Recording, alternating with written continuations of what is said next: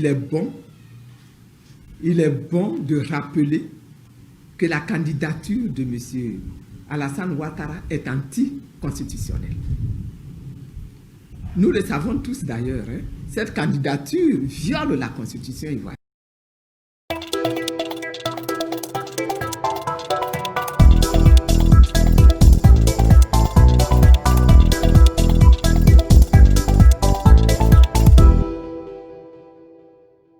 La Constitution ivoirienne. Au moins en son esprit, tel que formulé par les auteurs même de ce texte.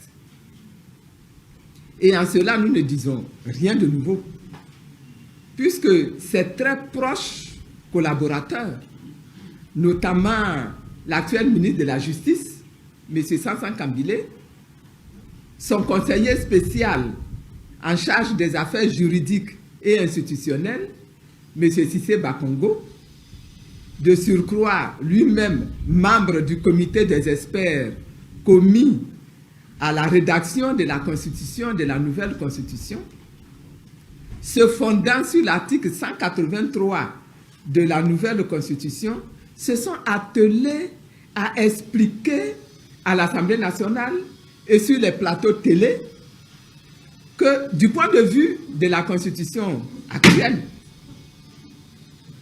il était impossible à M. Alassane Ouattara de briguer un troisième mandat. Pour mémoire, en 2019, défendant le texte de la Constitution à l'Assemblée nationale, le ministre de la Justice, M. Sansan Kambile, s'adressait à un député en ces termes, et je cite, « Monsieur le député, en fait, vous subodorez que le président de la République entend être candidat en 2020, Monsieur le député.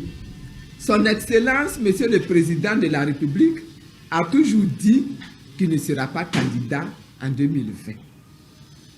C'est un homme de parole. Et je tiens à vous rappeler, je pourrais vous démontrer comment il lui sera impossible d'être candidat en 2020. Fin de citation.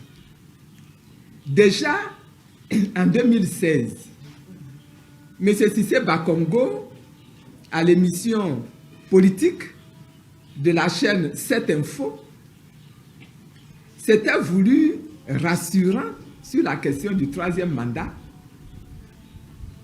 du président, en déclarant ceci, et je cite encore, « Mais c'est clarifié ».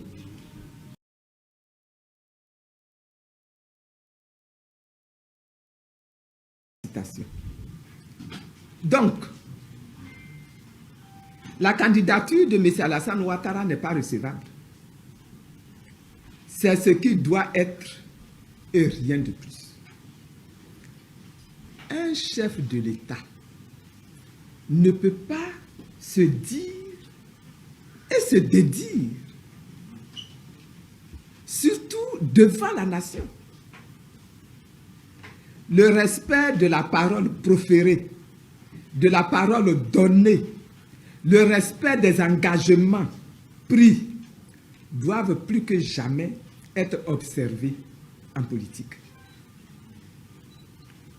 Je comprends donc la vague de mécontentement et de protestation observée par les hommes, les femmes et les jeunes dans plusieurs villes de la Côte d'Ivoire. Je comprends la frustration de notre jeunesse et de nos concitoyens. J'invite par conséquent les forces de l'ordre à encadrer les différentes manifestations des populations.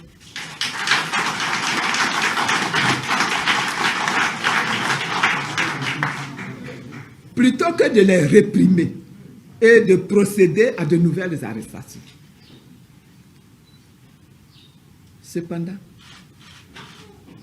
rien n'est encore perdu. Il nous incombe à nous tous d'œuvrer à la consolidation de la paix qui est à nouveau fragilisée dans notre pays. Levons-nous tous, de tous les partis politiques, je dis bien de tous les partis politiques, de toutes les obédiences confessionnelles, de toutes les régions de la Côte d'Ivoire, et bâtissons ensemble une Côte d'Ivoire forte, une Côte d'Ivoire juste, une Côte d'Ivoire apaisée et une Côte d'Ivoire réconciliée.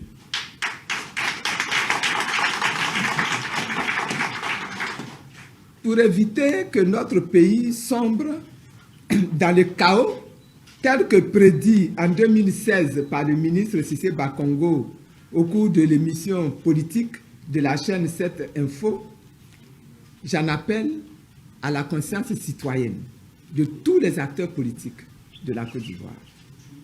C'est encore possible de conduire notre pays vers un avenir de paix, un avenir de solutions consensuelles, dans le respect de nos lois, dans le respect de nos droits, dans le respect de notre dignité et dans le respect